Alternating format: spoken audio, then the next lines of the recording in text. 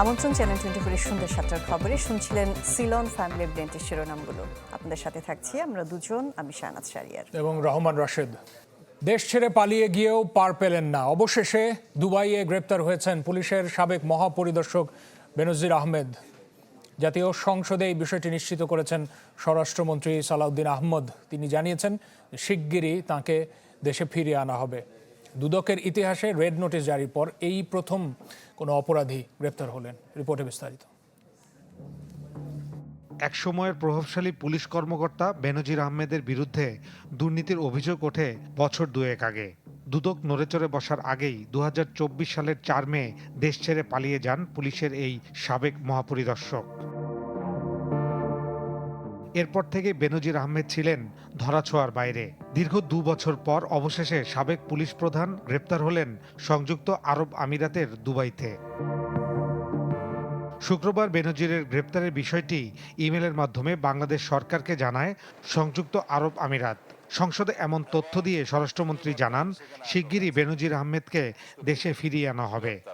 গত 12 জুন 2026 তারিখে সংযুক্ত আরব আমিরাতের স্বরাষ্ট্র মন্ত্রণালয়ের directorate general of federal criminal police, national central bureau NCB, Abu Dhabi হতে প্রেরিত একটি ইমেইলের মাধ্যমে বাংলাদেশ সরকারকে জানানো হয়েছে যে দুর্নীতি মামলায় অভিযুক্ত বেনজির আহমেদকে সংযুক্ত আরব আমিরাত পুলিশ কর্তৃক গ্রেফতার করা হয়েছে।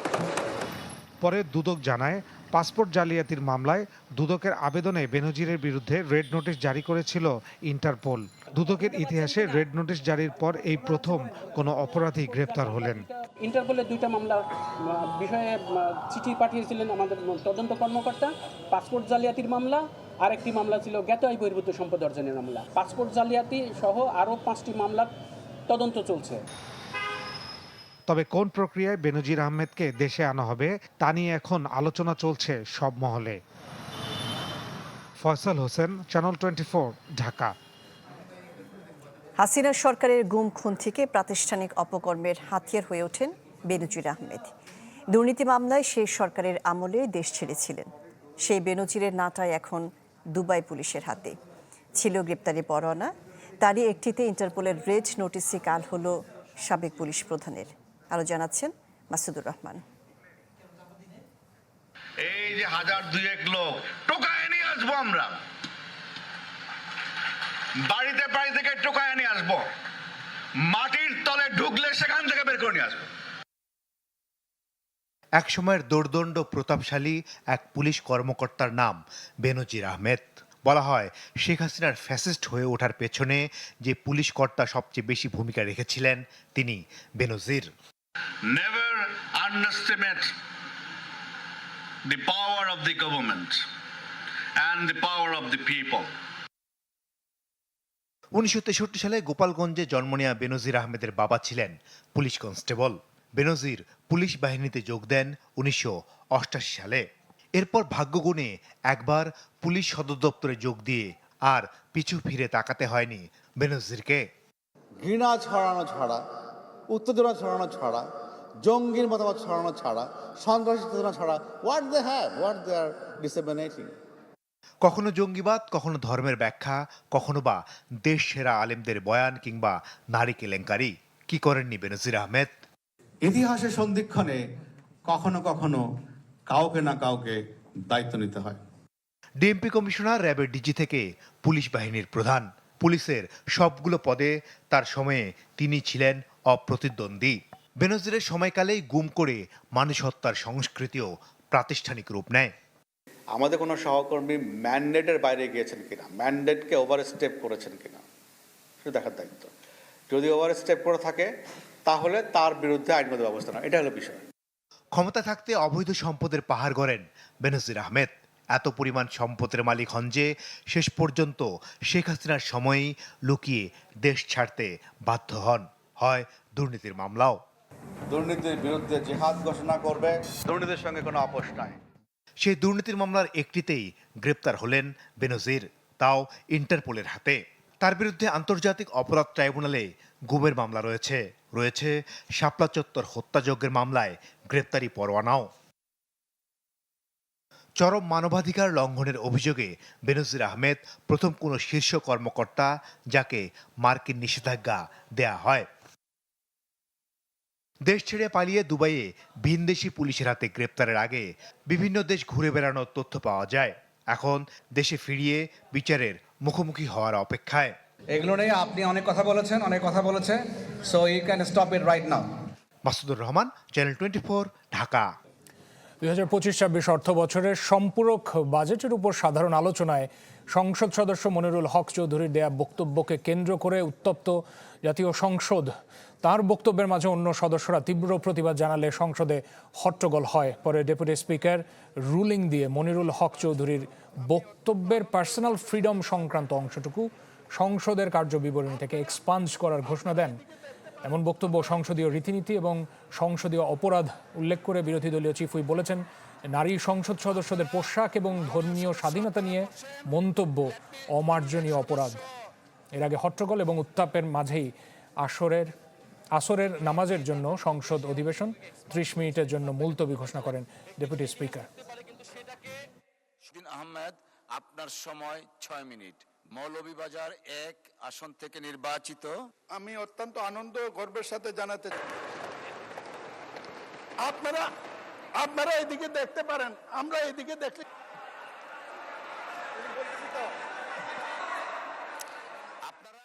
আমাদের নারী সংসদ সদস্যদের তাদের পোশাক নিয়ে যে ধরনের কথা বললেন, তাদের ধর্মীয় স্বাধীনতাকে হরণ করার সম্পর্কিত যে ধরনের বক্তব্য দিলেন, এটাও মাননীয় স্পিকার আমরা মনে করি একটা অমার্জনীয় অপরাধ।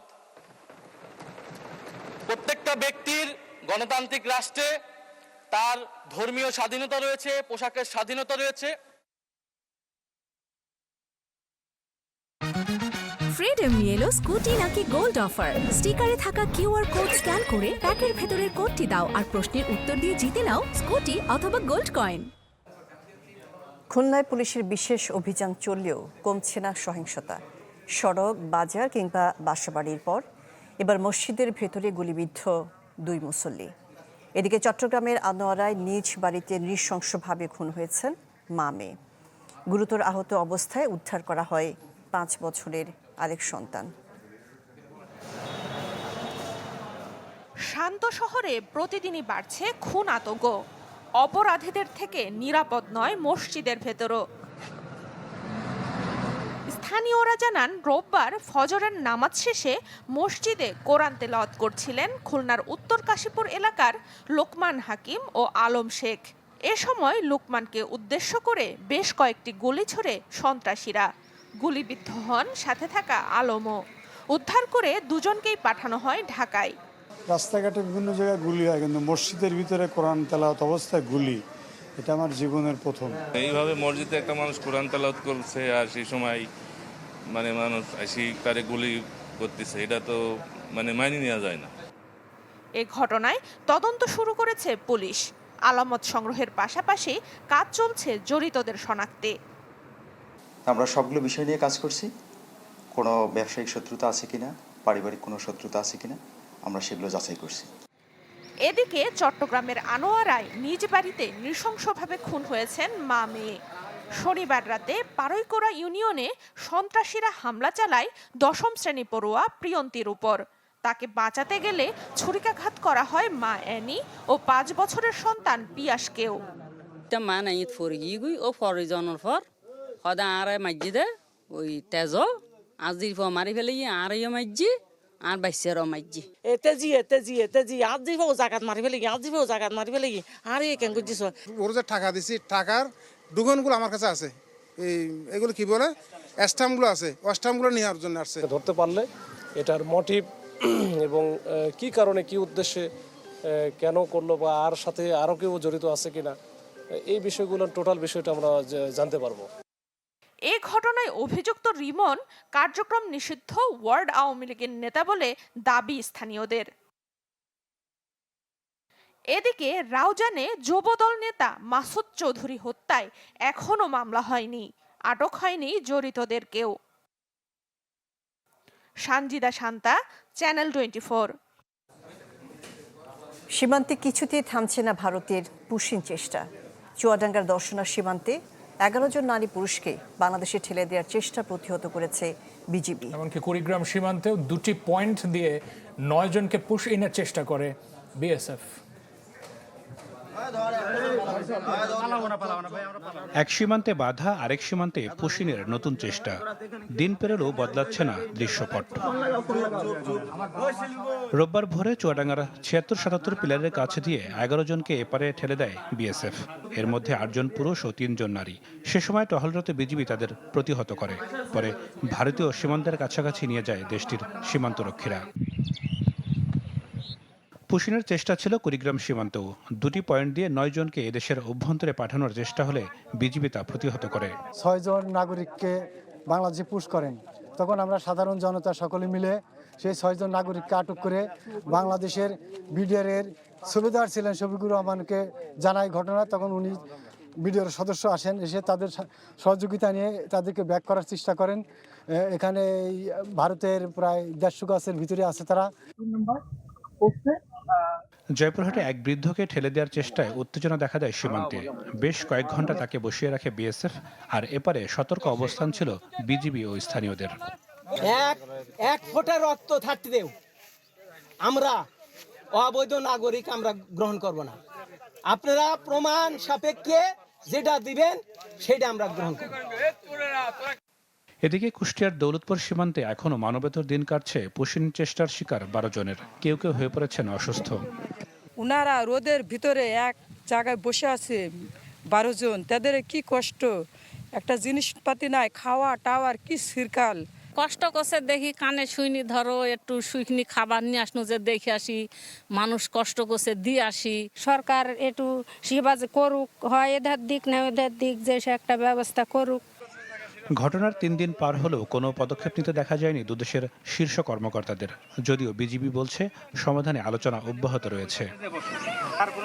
নাদিম হোসেন, চ্যানেল 24। এবার হোয়াইট প্লাস টুথপেস্টের সৌজন্যে বিশ্বকাপের খবর।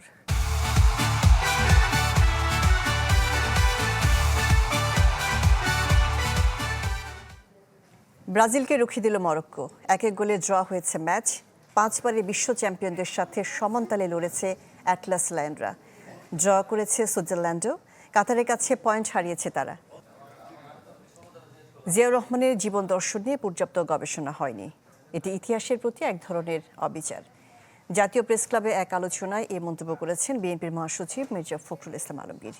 একই অনুষ্ঠানে তথ্যমন্ত্রী জহিরুদ্দিন স্বপন জানিয়েছেন, গণমাধ্যমের স্বাধীনতায় জিয়াউর রহমানের অবদান যুগ যুগ ধরে স্মরণ করবে মানুষ। মিডিয়া তো মিডিয়া নাই এখন, একটা বিজনেস হাউসের প্রতিনিধি হয়ে গেছে।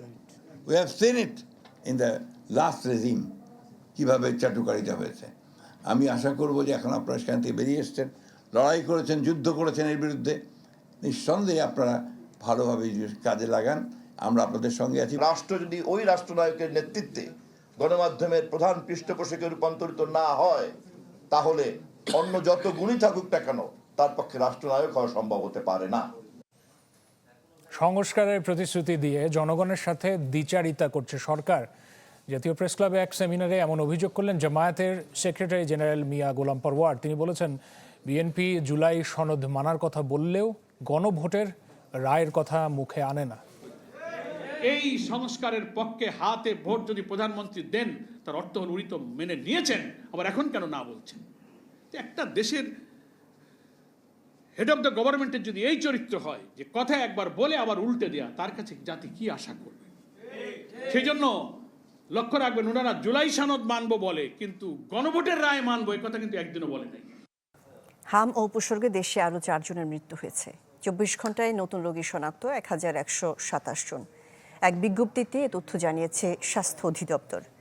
বলা হয়, গত 15 মার্চের পর থেকে এ পর্যন্ত নিশ্চিত হামে 92 জনের মৃত্যু হয়েছে। একই সময়ে সন্দেহজনক হাম রোগে মৃত্যুর সংখ্যা 560 জন। এখন পর্যন্ত নিশ্চিত হাম রোগী 10,323 জন। এছাড়া সন্দেহজনক হাম রোগীর সংখ্যা 85,951 জন।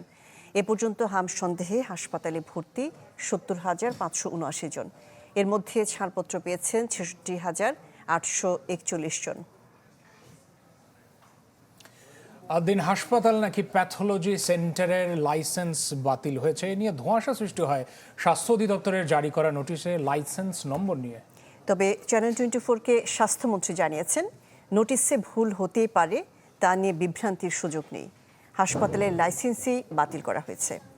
জিনিয়া কবির সূচনা রিপোর্টে বিস্তারিত। পরে দেখি নড়ে চড়ে না, পরে কি তোমার বাচ্চা নাই। 27 মে বুধবার ভোরের দিকে আদ্দিন হাসপাতালের পোস্ট অপারেটিভ ওয়ার্ডে নবজাতকরা হঠাৎই অসুস্থ হয়ে পড়ে।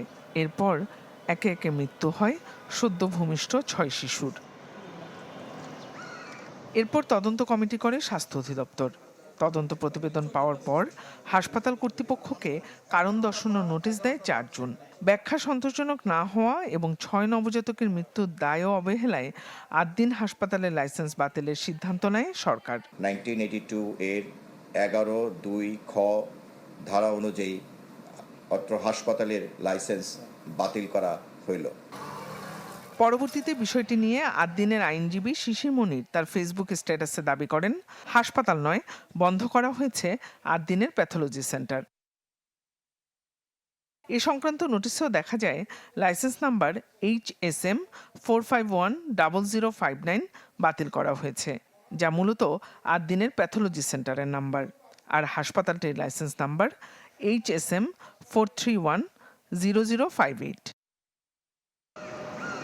এ প্রসঙ্গে চ্যানেল 24-কে স্বাস্থ্যমন্ত্রী বলেন, নোটিশে মুদ্রণ ভুল হতে পারে, কিন্তু এ নিয়ে বিভ্রান্তির কোনো সুযোগ নেই।